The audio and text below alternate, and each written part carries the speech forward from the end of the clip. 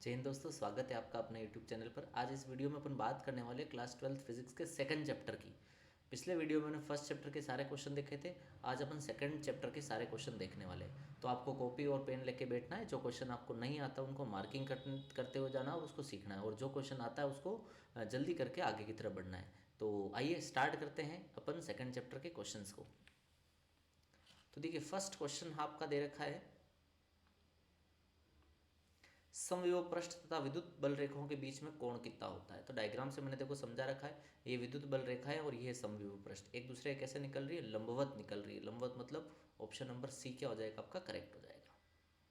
Second question है, दो आवेश प्लस क्यू और माइनस क्यू एक निश्चित दूरी पर है, उनके बीच स्थित बिंदु पर। अच्छा, दो आवेश दे रखे हैं आपको। कितने आवेश दे रखे हैं? दो आवेश। पहला आवेश क्यू हो गया, दूसरा आवेश माइनस क्यू हो गया, और एक निश्चित दूरी पर रखी हुई है। ठीक है साहब। उनके बीच किसी बिंदु पर विद्युत क्षेत्र और विभव दोनों शून्य होंगे। नहीं साहब, विद्युत क्षेत्र शून्य नहीं होगा, लेकिन विभव शून्य होगा। देखो, विद्युत क्षेत्र शून्य नहीं होगा, कारण क्या है? प्लस के कारण जो तीव्रता की दिशा आएगी E1 वो इसी तरफ जाएगी, और माइनस क्यू की वजह से भी इसी तरफ जाएगी। तो दोनों दिशा जुड़ जाएगी, और जुड़ेगा तो कभी आंसर जीरो नहीं आ सकता है, क्योंकि विभव अदिश राशि है। विभव जो है आपकी अदिश राशि है, तो दोनों को मैं अगर जोड़ूंगा तो आंसर कितना आ जाएगा आपका? जीरो आंसर आ जाएगा। तो विद्युत क्षेत्र की तीव्रता तो जीरो नहीं है, लेकिन विभव क्या है? जीरो है। तो विद्युत क्षेत्र जीरो नहीं है, किंतु विभव क्या है? जीरो है। एक बिंदु आवेश के कारण किसी बिंदु पर विभव का मान कितना होगा, ये अपने को बताना है। तो देखो, बिंदु आवेश के कारण जो विभव होता है V इक्वल टू KQ/R होता है। तो आपसे क्या पूछा जा रहा है? विभव और दूरी के बीच में संबंध पूछा जा रहा है। तो यहाँ विभव और दूरी के बीच में कौन सा संबंध है आपका? व्युत्क्रमानुपाती होता है विभव दूरी के। पृथ्वी का विभव शून्य माना जाता है, क्योंकि पृथ्वी का विभव शून्य क्यों मानते हैं? तो पृथ्वी की धारिता जो होती है अपन अनंत मानते हैं। रियल में पृथ्वी की जो धारिता होती है कितनी होती है? 711 माइक्रोफेरड होती है ना, 711 माइक्रोफेरड, याद रखना है अपने को। अतः पृथ्वी का यहाँ पे अनंत मान रहे, 711 एक्चुअल में काफ़ी ज़्यादा डेटा होता है, तो उसको अपन क्या मान रहे? अनंत की तरफ मान रहे। तो पृथ्वी का विभव कितना हो जाएगा? V इक्वल टू होता है आपका Q/C। धारिता कितनी है आपकी? अनंत है। तो पृथ्वी का विभव कितना हो जाएगा आपका? जीरो मानेंगे अपन, है ना। पृथ्वी का विभव कितना मानते हैं? जीरो। और जीरो विभव मान रहे, इसका मतलब पृथ्वी को क्या मान रहे हैं अपन? चालक मान रहे हैं। किसी चालक गोले के अंदर विभव कितना होता है? तो बहुत ही इंपॉर्टेंट सवाल है। चालक गोले के अंदर और सतह पर विभव का मान क्या रहता है? जीरो रहता है। चालक के अंदर और सतह पर दोनों जगह विभव का मान क्या रहता है? जीरो। अगर यही क्वेश्चन तीव्रता का आ जाता है तो गोले के अंदर जो तीव्रता होती है वो कितनी रहती है आपकी? जीरो रहती है। ये अपने को ध्यान रखना है। विद्युत द्विध्रुवीकरण किसी बिंदु पर विभव अधिकतम तथा न्यूनतम होगा जब विद्युत अक्ष तथा विद्युत द्विध्रुव को मिलाने वाली रेखा के मध्य कोण होगा। तो आपसे पूछा जा रहा है अधिकतम और न्यूनतम कब होगा विभव, ये पूछा। पहले आपसे पूछा अधिकतम विभव कब होता है। तो विभव का एक फॉर्मूला होता है ना, 1/4πε0, जिसको अपन के बोलते हैं, KP cos θ/r²। अब सारा गेम किसका है? थीटा का है। तो ये थीटा कितना होगा उसके ऊपर डिपेंड करेगा। अगर थीटा का मान 0 डिग्री है, ध्यान से सुन लेना, थीटा का मान कितना डिग्री आ जाता है? 0 डिग्री आ जाता है। तो कोस जीरो का मान कितना होता है? 1 होता है। तो आंसर कितना आ जाएगा? कोस थीटा का मान 1 होता है, KP/r² आ जाएगा। मतलब 0 डिग्री पर KP/r² आ रहा है। तो अधिकतम कितने डिग्री पे आ रहा है? 0 डिग्री पे आ रहा है। तो देखो, ए और सी ऑप्शन तो डिलीट हो गए, 0 डिग्री बी और डी में आ रहा है। ठीक है, अब आपसे क्या पूछा जा रहा है? निरक्ष पे कितना होता है? तो थीटा कितना डिग्री होता है निरक्ष पे? वापस सुन लेना, अधिकतम तथा न्यूनतम कब होगा। न्यूनतम मतलब नेगेटिव में कब होगा, उसे अपन न्यूनतम बोलेंगे, है ना। जीरो को न्यूनतम नहीं बोल रहे हैं यहाँ पे, अपन नेगेटिव को न्यूनतम बोल रहे हैं। तो कोस 180 का जो मान होता है, कोस 180 का जो मान होता है वो कितना होता है आपका? -1 होता है ना। कोस 180 का मान कितना होता है? माइनस। तो माइनस नेगेटिव में वो आ जाएगा, कितना आ जाएगा? माइनस का 1/4πε0 P/r²। तो 0 डिग्री पर तो हो जाएगा आपका अधिकतम विभव, और 180 डिग्री पे कितना हो जाएगा आपका? न्यूनतम विभव। जीरो को यहाँ पर न्यूनतम नहीं बोल रहे, नेगेटिव को न्यूनतम बोल रहे हैं। इस चीज़ का आपको विशेष रूप से ध्यान रखना है। 5 कूलाम का एक आवेश 0.5 मीटर से विस्थापित किया जाता है। अच्छा, 5 कूलाम का कोई आवेश है और 0.5 मीटर से अपन इसको क्या कर रहे हैं? विस्थापित कर रहे हैं। इस प्रक्रिया में कार्य कितना करना पड़ रहा है? कार्य जो है W है, इस प्रक्रिया में वो W बराबर 10 जूल दे रखा है। तो विभवांतर कितना होगा ये पूछा जा रहा है। क्यू का मान कितना दे रखा है आपको? 5 कूलाम दे रखा है। कार्य कितना करना पड़ रहा है? 10 जूल करना पड़ रहा है। तो विभवांतर इक्वल टू होता है W/Q। W कितना दे रखा है? 10, और आवेश कितना दे रखा है? 5 दे रखा है। तो डिवाइड करूंगा तो कितना वोल्ट आ जाएगा आपका? 2 वोल्ट। पहला ऑप्शन आपका सही हो जाएगा। 20 गुलाम आवेश, आवेश का मान कितना दे दिया? 20 गुलाम हो गया। ए से बी तक अपन इसको लेके जा रहे हैं और 0.2 मीटर तक ले जा रहे हैं अपन। तो 0.2 मीटर तक आप विस्थापन हो गया आपका। कार्य 2 जूल है। अच्छा, कार्य भी कितना दे रखा है आपको, 2 जूल है। तो दोनों के बीच विभवांतर कितना होगा, सेम टू सेम फॉर्मूला लगाओ, विभवांतर इक्वल टू होता है W/Q। अच्छा, आवेश कितना दे रखा है आपको, 20 कूलाम दे रखा है, तो आवेश की जगह आप लिख दो 20 कूलाम। अच्छा, कार्य कितना करना पड़ रहा है, 2 जूल कार्य करना पड़ रहा है, 2 जूल। इसको अगर मैं सोल्व करूंगा तो आंसर कितना आ जाएगा आपका 0.1 वोल्ट। ऑप्शन नंबर सी जो है वो करेक्ट हो जाएगा। एक संधारित्र को बैटरी द्वारा अपन क्या कर रहे हैं, एक संधारित्र को बैटरी द्वारा आवेशित करके, पहले उसको अपन आवेशित कर दिया, उसके बाद विच्छेद कर दिया, विच्छेद मतलब अलग कर दी बैटरी को अपन ने।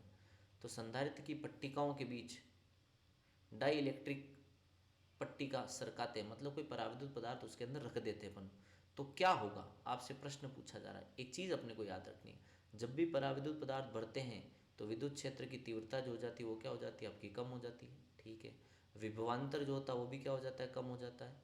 ऊर्जा जो होती है वो भी क्या हो जाती है, कम होती है। मैं सारे कॉन्सेप्ट डाल दिए यहाँ पे इस क्वेश्चन के अंदर, है ना। धारिता जो हो जाती है वो बढ़ जाती है, और आवेश क्या रहता है, अपरिवर्तित रहता है। आवेश के मान में कोई परिवर्तन नहीं होता है। तो आपको क्या, कौन सा ऑप्शन है जो यहाँ से मैच करता हुआ दिखा रहा है। पट्टिकाओं विभवांतर में क्या आती, कमी आती। देखो विभवांतर क्या हो रहा है, कम हो रहा है। और कहाँ है, आवेश में कमी, आवेश तो चेंज होता ही नहीं है, बताया। ठीक है, विभवांतर में वृद्धि, विभवांतर में वृद्धि नहीं होगी, क्या आएगी, कमी आएगी। तो देखो पहला और दूसरा ऑप्शन तो क्या हो गया आपका, डिलीट हो गया। अब तीसरा ऑप्शन बचा, तो विभवांतर में क्या आ रही, कमी आ रही है। संचित ऊर्जा में भी क्या आ रही, देखो ऊर्जा थर्ड नंबर पे बता रहा है कि ऊर्जा के मान में कमी आएगी। आवेश पर कोई परिवर्तन नहीं होता है, तो सी वाला ऑप्शन आपका क्या हो जाएगा, करेक्ट हो जाएगा। किसी आवेशी संधारित्र की स्थिर ऊर्जा निम्न में से किस सूत्र द्वारा ज्ञात की जाती है। तो स्थिर ऊर्जा का सूत्र होता है Q²/2C। इसी से अपन एक नया फॉर्मूला बनाते हैं, हाफ CV², ये भी स्थितिज ऊर्जा का सूत्र है, और हाफ QV ये भी स्थिर ऊर्जा। तो तीनों सूत्र आपको याद रखने हैं, 1 नंबर, 2 नंबर और 3 नंबर। प्रत्येक आवेशी संधारित्र में ऊर्जा रहती है, तो ऊर्जा कहाँ रहती है, आवेशी संधारित्र जो होता है, संधारित्र के बीचों बीच पट्टिकाएं जो होती है उनके बीच में आपकी विद्युत क्षेत्र रहता है ना। ऊर्जा वहीं संचित होती है, कहाँ, पट्टिकाओं के मध्य में ऊर्जा संचित होती है। सी धारिता के संधारित्र में संचित ऊर्जा क्या होगी, जब उसका विभवांतर V बढ़ा है। इसका मतलब धारिता का ऐसा सूत्र ढूंढना है अपने को, ऊर्जा का ऐसा सूत्र ढूंढना है जिसके अंदर क्या आता हो, V आता हो। तो किसके अंदर आ रहा है V, half CV², half QV, मतलब ये जो 3 फॉर्मूले बताए थे उनमें से एक चूज करना है आपको।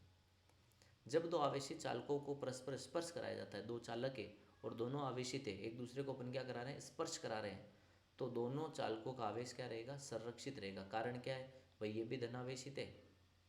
अच्छा, दोनों आवेशित है। अच्छा, इसको भी अपन क्या मान लेते हैं, धनावेशित मान लेते हैं। अब अपने को एक चीज़ ध्यान रखनी है, ज़्यादा विभव से कम विभव की तरफ ऊर्जा का ट्रांसफर होगा, तो ऊर्जा का क्षय कहाँ, यहाँ पे होने वाला है। इसका मतलब यहाँ से ऊर्जा अगर क्षय हुई तो किसके पास जाएगी, इसके पास जाएगी। तो आवेश तो स्थानांतरित नहीं रहने वाला है, आवेश तो क्या रहने वाला है, संरक्षित रहने वाला है। तो आवेश का मान क्या रहने वाला है, संरक्षित रहने वाला। ऊर्जा का मान क्या हो जाएगा, यहाँ पे थोड़ी क्षय के रूप में कमी हो जाएगी। तो ऊर्जा खर्च हो जाएगी, लेकिन आवेश खर्च नहीं होगा, आवेश पहले चालक पे और दूसरे चालक पे ट्रांसफर हो जाएगा। तो आवेश संरक्षित रहता है, जिसको अपन गुणधर्म भी बोलते हैं। समांतर प्लेट संधारित्र की धारिता निर्भर करती है, किस पर निर्भर करती है, ये अपने को बताना है। तो अपना एक फॉर्मूला आता है समांतर प्लेट संधारित्र की धारिता का, ε0A/d। कब था, वायु में था। अगर मैं इसको किससे गुणा करा दूँ, εr से, तो ये किस में बन जाएगा आपका, पराविद्युत पदार्थ, मतलब माध्यम में बन जाएगा। तो किस पर डिपेंड कर रहा है, देखो प्रयुक्त धातु के प्रकार पर नहीं करता है, प्लेटों की मोटाई पर नहीं करता है साहब, प्लेटों के मध्य आरोपित विभवांतर पर नहीं करता है, किस पर निर्भर करता है, प्लेटों के मध्य की दूरी पर। अच्छा देखो, दूरी अगर आप कम करोगे तो धारिता क्या हो जाएगी आपकी, बढ़ जाएगी।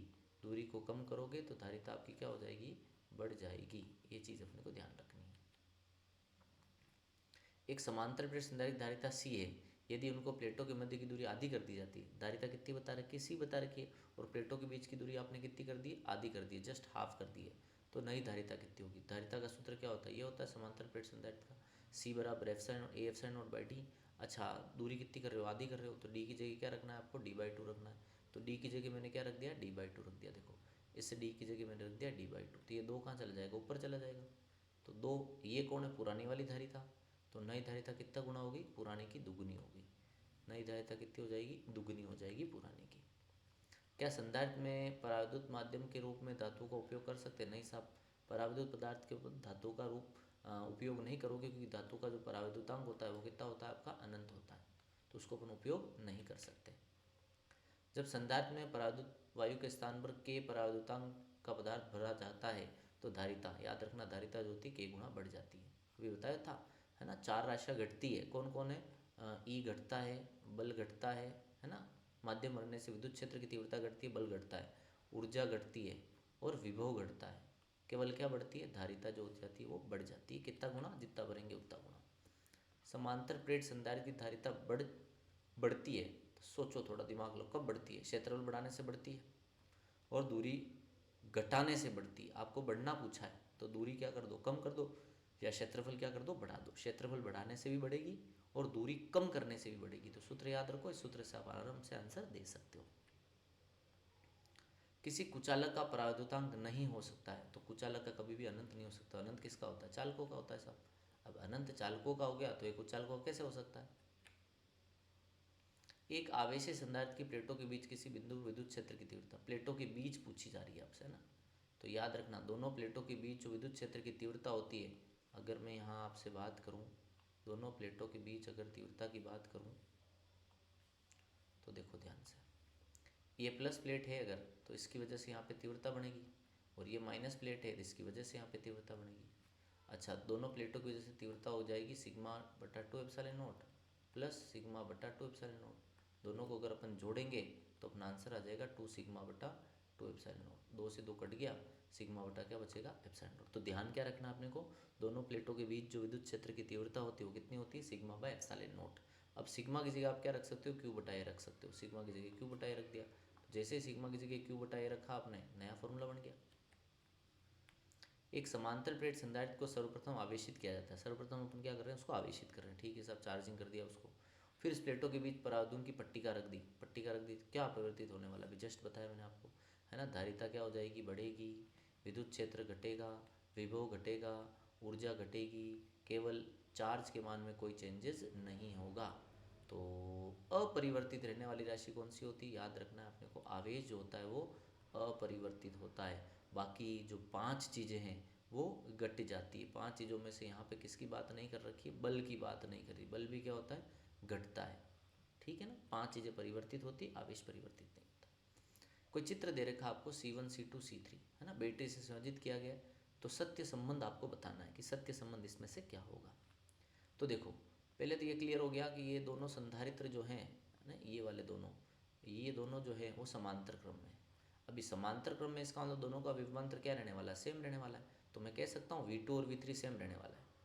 वो V1 के बराबर कभी नहीं हो सकता। तो V2 और V3 सेम होना, एक ही ऑप्शन ऐसा है जिसमें V2 और V3 सेम है। देखो कौन से वाले में, V2 और V3 सेम है। कौन से वाले में, डी वाले में आपका V2 और V3 सेम है। तो कौन सा ऑप्शन सही हो जाएगा, डी ऑप्शन सही हो जाएगा, V2 और V3 सेम रहने वाले हैं। किसी आकृति से, अच्छा अगला सवाल दे रखा है, किसी भी आकृति के दो चालक जिन पर बराबर व विपरीत प्रकृति के आवेश हो। याद रखना, दोनों पे आवेश जो है वो बराबर है, लेकिन प्रकृति कैसी, विपरीत है, एक दूसरे के समीप स्थित हो, तो क्या कहलाते हैं। देखो सिंपल है, एक पे धनावेश होगा और एक पे क्या ऋणावेश है, समीप स्थित है, आकार वगैरह सब समान है, तो क्या कहलाएगा, संधारित्र कहलाएगा साहब।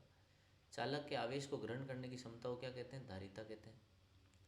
संधारित्र पर कुल आवेश सदैव कितना होता है, याद रखना 0 होता है। कि प्लस प्लेट का और माइनस प्लेट का दोनों को मिलाएंगे तो कितना आ जाएगा आपका, 0 आ जाएगा, है ना। दोनों को मिलाएंगे तो कितना मिलेगा अपने को, 0 मिलेगा। ये चीज़ अपने को ध्यान रखनी है।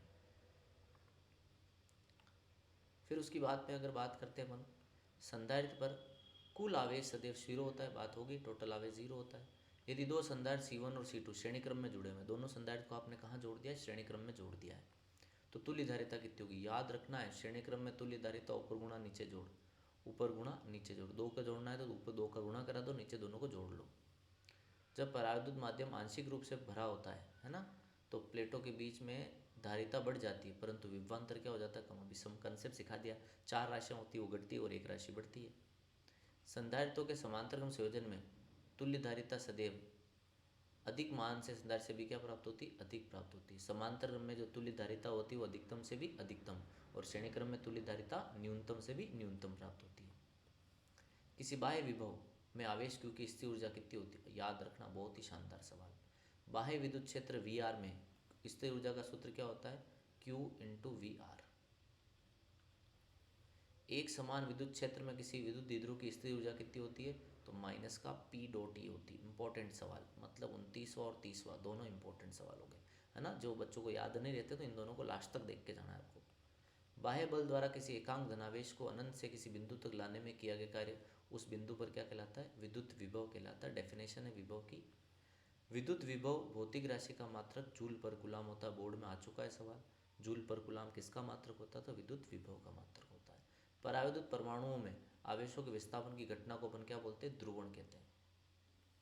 भौतिक राशि जिसका मात्रक फेरड होता है क्या कहलाती है? विद्युत धारिता कहलाती है। पूरा लिखना, खाली धारिता नहीं लिखना है, विद्युत धारिता पूरा शब्द लिखना है ना। यहाँ समझा रखा है, ये जो भी 29-30 जो भी क्वेश्चन थे वो यहाँ बता रखे मैंने, जो आपको मैंने डिटेल में बता दिया।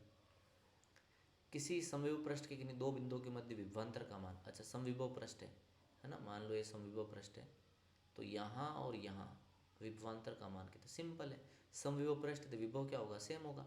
अच्छा इनका विभवांतर दोनों का अंतर करो, तो v में से v घटाओ, कितना आएगा? 0 ही तो आएगा। तो विभवांतर में समविभव पृष्ठ के अंदर जो विभवांतर होता है वो सदैव कितना मिलता है अपने को? 0 मिलता है। किसी चालक के अंदर विद्युत क्षेत्र की तीव्रता का मान कितना होता है? 0 रहता है, याद रखना है। लेकिन विभव कितना रहता है? नियत। और किसके बराबर होता है? सतह के बराबर होता है। समविभव पृष्ठ पर किन्हीं दो आवेशों को एक बिंदु से दूसरे बिंदु तक स्थानांतरित करने में क्या कार्य कितना होता है? देखो समविभव पृष्ठ है तो विभवांतर क्या रहने वाला है? सेम रहने वाला है। अच्छा विभवांतर इक्वल टू क्या होगा? W/Q। ये सेम है तो इसका मतलब VA और VB दोनों का योग 0 है। तो यहाँ पे क्या लिख सकता हूँ मैं? 0 बराबर W/Q लिख सकता हूँ। Q उधर जाके क्या हो गया? 0 हो गया। तो याद रखना समविभव पृष्ठ में आवेश को एक स्थान से दूसरे स्थान पे लेके जाते हो तो कार्य हमेशा कितना रहता है? 0 रहता है। समांतर पट्टी का संधारित्र के बाहर किसी बिंदु पर विद्युत क्षेत्र की तीव्रता का मान ज्ञात करो। अच्छा अंदर तो मैंने आपको थोड़ी देर पहले बता दिया, अंदर कितना होता है? σ/ε होता है। लेकिन अभी सवाल अंदर नहीं पूछ रहा है, कहाँ पूछ रहा है? बाहर पूछ रहा है। तो इस प्लस प्लेट की वजह से तीव्रता जो होगी वो E1 होगी, बाहर की तरफ होगी, और माइनस प्लेट के कारण तीव्रता जो होगी वो कहाँ होगी? माइनस की तरफ होगी। तो आप E1 और E2 निकालो, दोनों की दिशा विपरीत है तो घटा लेंगे। E1 का मान कितना आएगा? σ/2ε0। E2 का मान भी उतने आएगा, दूरी पर डिपेंड करता नहीं है। अच्छा दोनों की दिशा क्या है? विपरीत है, घटा लो, घटाने पर आंसर कितना आएगा? 0। तो बहुत ही शानदार सवाल। समांतर प्लेट संधारित्र के बाहर वाले दोनों बिंदुओं पर तीव्रता कितनी होती है आपकी? 0 होती है। बाहर दोनों बिंदुओं पर तीव्रता कितनी मिलेगी आपको? 0 मिलेगी। लेकिन अंदर 0 नहीं मिलेगी। समविभव पृष्ठ के दो गुणधर्म लिखने हैं तो लिख दिए साहब। समविभव पृष्ठ कभी भी एक दूसरे को प्रतिच्छेद नहीं करते हैं। अगर वे प्रतिच्छेद करें तो प्रतिच्छेद बिंदु पर विभव के दो मान होंगे, जो कि संभव नहीं है। समविभव पृष्ठ पर किन्हीं आवेश को एक बिंदु से दूसरे बिंदु तक ले जाने में किया कार्य सदैव कितना मिलता है अपने को? 0 मिलता है। संधारित्र की धारिता का मात्रक लिखो तो C बराबर क्या होता है आपका? Q/V होता है ना। Q का मात्रक क्या होता है? कूलाम होता है। और विभव का मात्रक क्या होता है? वोल्ट। कूलाम/वोल्ट को अपन क्या बोलते हैं? फेरड बोलते हैं। तो क्या मात्रक हो गया इसका? फेरड मात्रक हो गया। किसका? धारिता का। दो समान संधारित्रों को श्रेणी किस क्रम में जोड़ने पर तुल्य धारिता दुगुनी हो जाएगी? सिंपल सा कंसेप्ट है। अच्छा श्रेणी क्रम में जोड़ेंगे तो अभी आंसर बताया मैंने आपको, श्रेणी क्रम में ऊपर गुणा होता है और नीचे क्या होती है? जोड़ होती है। अब नीचे जोड़ हो रही है तो ये मान बढ़ रहा है तो ये मान क्या मिलेगा? कम। तो श्रेणी क्रम में तो धारिता का मान क्या मिलता है? कम मिलता है। समांतर में धारिता का मान ज़्यादा मिलता है क्योंकि सीधा जुड़ रहा है। नीचे दिए गए परिपथ में ए बिंदु पर विभव कितना वोल्ट बता रखा है? 100 बता रखा है। ए बिंदु पर यहाँ विभव कितना बता रखा है आपको? 100 वोल्ट बता रखा है। बिंदु बी पर विभव बताना, इस जगह विभव कितना होगा? तो पहले अपन एक काम करते हैं, संधारित्रों का नाम रख लेते हैं। देखो क्या क्या नाम रख रहा हूँ मैं संधारित्रों का। इसका नाम मैंने रखा C1 है, इसका नाम मैंने रखा C2 है, इसका नाम C3 और इसका नाम C4 है। जब भी क्वेश्चन आता है संधारित्रों के नाम दे दो, C1 C2 C3, है ना। अच्छा इसको बोल रखा ग्राउंड, अभी समझाया था ग्राउंड का वोल्टेज कितना होता है? 0 होता है, ठीक है। अच्छा C2 और C3 कौन से क्रम में? श्रेणी क्रम में। तो श्रेणी क्रम में तुल्य धारिता कैसे जुड़ती है? 1/C1 1/C2 1/C3, ऐसे जोड़ दिया दोनों को, 1/2 1/2, कितना आ गया? 1 आ गया। तो C डैश कितना आ गया? C डैश कौन हो गया? C2 और C3, मतलब इन दोनों का सॉल्यूशन। इन दोनों का सॉल्यूशन कितना आ गया आपके पास में? 1 आ गया साहब, 1 माइक्रोफेराड, ठीक है। अब ये एक और ये एक दोनों कौन से क्रम में? समांतर क्रम में। समांतर में क्या होता है? सीधा जुड़ जाएगा। और एक और कितना हो गया? 2 हो गया। तो ये देखो एक और एक, इसको मैंने C बोल दिया, है ना। इन दोनों का जब आंसर निकाला तो एक और दोनों जोड़ दिया, क्या हो गया? 2 हो गया। तो ये स्टार्टिंग वाला देखो मैं आपको थोड़ा सा बता देता हूँ, ये जो है वो ये है, और इसका सॉल्यूशन 1 आया, इसका भी सॉल्यूशन कितना? 1। इन दोनों को मिला के क्या बन गया आपका? ये बन गया। अभी दोनों कौन से क्रम में? श्रेणी क्रम में, ठीक है साहब। तो C1 व C4 की तुल्य धारिता निकाली, वो आ गया 2, ठीक है। तो बी पे विभव कितना? सोचो आप, यहाँ कितना विभव मिल रहा है? 100 वोल्ट। यहाँ कितना मिल रहा है? 0 मिल रहा है। इसका मतलब बीचों बीच विभव, दोनों का विभवांतर क्या है? मतलब दोनों की धारिता क्या समान है, तो विभवांतर का क्या हो जाएगा, बंटवारा हो जाएगा। 100 वोल्ट दिया तो कितना वोल्ट मिलेगा अपने को, 50 वोल्ट मिलेगा। विद्युत धारिता की परिभाषा बतानी है आपको, है ना। विद्युत धारिता की परिभाषा क्या होगी, तो किसी चालक द्वारा आवेश ग्रहण करने की क्षमता को क्या बोलते हैं, विद्युत धारिता कहते हैं। क्यू समानुपाती वी होता है, क्यू बराबर सी वी, सी बराबर क्यू बटा वी। तो यहाँ से बना सकते हो चालक को दिया गया आवेश और विभव में वृद्धि का अनुपात क्या कहलाता है, धारिता कहलाता है। संधारित्व के 4 उपयोग बताओ, तो आवेश और ऊर्जा को संग्रहित करने वाली युक्ति है, विद्युत फिल्टर में उपयोग होता है, शस्त्र निर्माण में उपयोग होता है और रिमोट सेंसिंग में इसका अपन उपयोग करते हैं, किसका, संधारित्र का। विद्युत धारिता की अभी जस्ट बताया, सी बटा क्यू, सी बराबर क्यू बाई वी। 4 माइक्रोफेड धारिता का मान कितना होगा, 4 माइक्रो धारिता का मान कितना होगा, यदि समांतर प्लेट संधारित्र की प्लेटों के मध्य 2 पराविद्युतांक का पदार्थ भर दिया जाता है। अभी जस्ट बताया, जब नहीं भरा तब कितना था, 4 माइक्रोफेरेड था, तो नहीं भरते तब सूत्र ये होता है, और जब भर देते सूत्र क्या होता है, जो पुराना वाला होता है उसे एफ गुणा से करते थे अपन। अच्छा, एफ का मान कितना बोला आपको, 2 पराविद्युतांक बोला है, तो इसको मैं 2 से गुणा करा दूँ, कितना आ जाएगा, 8 आ जाएगा। तो कुछ नहीं करना है, निर्वात में जितना मान होता है माध्यम में उतनी गुणा बढ़ जाता है। अगर 2 माध्यम दे रखा 2 गुणा बढ़ जाएगा, 4 दे रखा तो 4 गुणा बढ़ जाता। ये तो बताया। समझाइए कि समांतर प्लेट मतलब समझाइए कि चालक के भीतर विद्युत क्षेत्र कितना होता है, 0 होता है। तो बताओ इस प्लेट की वजह से यहाँ कितना आएगा, E1, ये रहा। इस प्लेट की वजह से यहाँ कितना आएगा, E2, ये रहा। दोनों को जोड़ूंगा कितना आ जाएगा, 0। अभी थोड़ी देर पहले तो क्लियर कराया था। उस भौतिक राशि का नाम लिखिए जिसका मात्रक जूल पर गुलाम होता है। जूल पर गुलाम किसका होता है, विभव का होता है। और कौन सी राशि होती है, विभव अदिश राशि होती है। विद्युत विभव की विमा लिखनी है और ई और वी में संबंध लिखना है। विभव का सूत्र होता है डब्ल्यू बटा क्यू, तो डब्ल्यू की विमा होती है m1L2T-2 और आवेश की होती है A1T1। सोल्व करेंगे दिया जाएगा आपका। अच्छा, सूत्र याद रखना, वेरी मोस्ट इंपॉर्टेंट। ई और वी में सूत्र, ई बराबर -dV बटा dl भी होता है और dr भी होता है ना। मतलब विद्युत क्षेत्र जो होता है दूरी विभव में परिवर्तन के साथ घटता है। 3 बिंदु आवेशों निर्मित ऊर्जा का सूत्र ज्ञात करना है, इंपॉर्टेंट डेरिवेशन है ना। 3 आवेशों वाली स्थितिज ऊर्जा सिद्ध करो कि समांतर प्लेट क्षेत्रफल के समानुपाती होती है धारिता और दूरी के व्युत्क्रमानुपाती होती है। उसके बाद बिंदु आवेश के कारण विभव की गणना करनी है, समव्यय पृष्ठ को समझाना है और संधारित्र का सिद्धांत लिखना है। समांतर प्लेट मतलब ये सारे डिटेल से, ये बड़े क्वेश्चन अपन ने सारे छोटे क्वेश्चन डिस्कस किए, ये जो बड़े क्वेश्चन है इंपॉर्टेंट क्वेश्चन है, चारों याद रख लेना, 5 क्वेश्चन। उसके बाद 2 क्वेश्चन हो रहे हैं, आप 3 क्वेश्चन हो रहे हैं। विद्युत द्विध्रुव आघूर्ण को परिभाषित करना है और विभव के लिए व्यंजक ज्ञात करना है। विद्युत द्विध्रुव के लिए विद्युत धारिता की परिभाषा बतानी, समांतर प्लेट अभी बता भी दिया आपको ना। संधारित्र को परिभाषित करना है और श्रेणी क्रम और समांतर क्रम वाला डेरिवेशन आपको सोल्व करना है। तो इस प्रकार अपन ने सेकंड चैप्टर कवर किया है। तो आगे भी अपन इस तरह से चैप्टर को कवर करते रहेंगे। वीडियो अगर पसंद आया हो तो लाइक करना, चैनल को सब्सक्राइब करना। Thank you.